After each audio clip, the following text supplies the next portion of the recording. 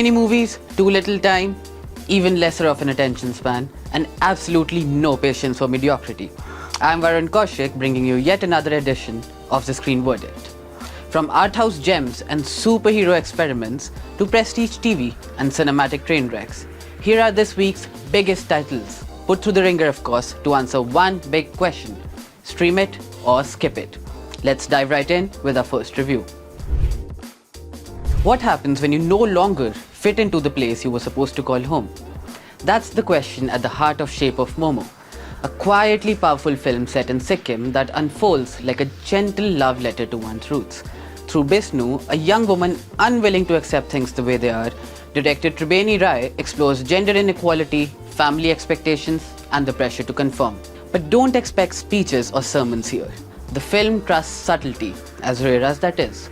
An absent husband, an obsession with bearing a male child, and the everyday acts of casual sexism reveals the world that never really quite balances for women. Tenderness runs through every frame, and the performances feel lived in rather than acted. The final moments leave a lump in your throat. For the city weary, Shape of Momo is a truly fragrant whiff of fresh air and earns a well-deserved 3.5 stars.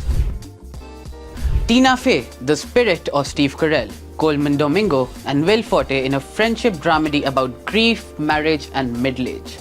On paper, that's the dream vacation.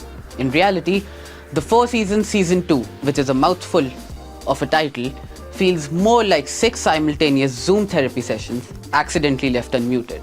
After the death of Carell's Nick in the first installment, Season 2 follows the group of friends trying to scatter their dead friend's ashes, while also navigating inheritance battles, surprise parenthood, midlife crises, and a surprise secret pregnant 30-year-old girlfriend. The performances are terrific.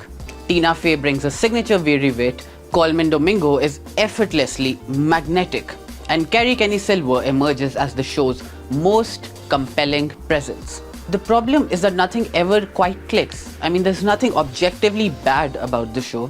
It just isn't interesting. The conflict lacks bite, the comedy never really reaches the delirious heights you'd expect from Tina Fey, and every emotional breakthrough seems to resolve almost as soon as it arrives.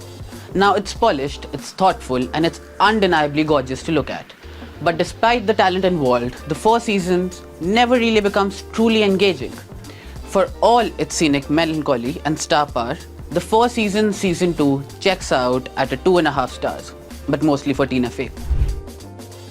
What if Spider-Man was less friendly neighborhood superhero and more washed-up film noir detective? This is the wonderfully strange premise of Spider-Noir, which sees Nicolas Cage expand on his fan-favorite Spider-Verse character as Ben Reilly, an aging private eye hiding from his past in Depression-era Manhattan. Now the series ditches CGI spectacle for something far more interesting. A regular man struggling with abnormal abilities, while also trying to find meaning in his life. Cage is gloriously unhinged, bouncing between broad comedy, movie references, impressions, and bursts of song, all with complete conviction every time. Now visually it's a treat. You can even watch it in authentic black and white, or you can opt for the color version. Makers give you both options, turning the entire thing into a gritty noir experience.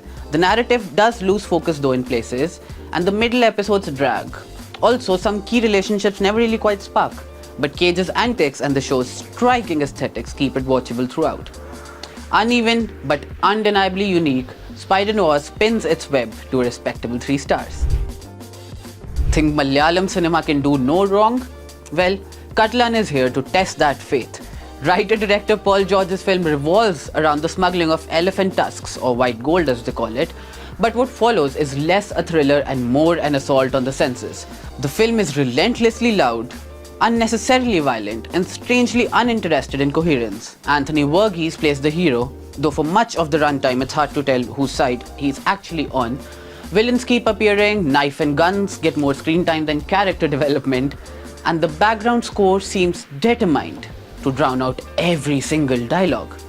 Now the biggest mystery though is how the writers forgot to write a leading lady altogether. Dushara Vijayan arrives late, yet blazing as Nancy, the film's only prominent female character. Brutal, boorish, and entirely forgettable, Kattalan settles at 1.5 stars. And that's a wrap. from fragrant whiffs of fresh air to tusk-forced drama.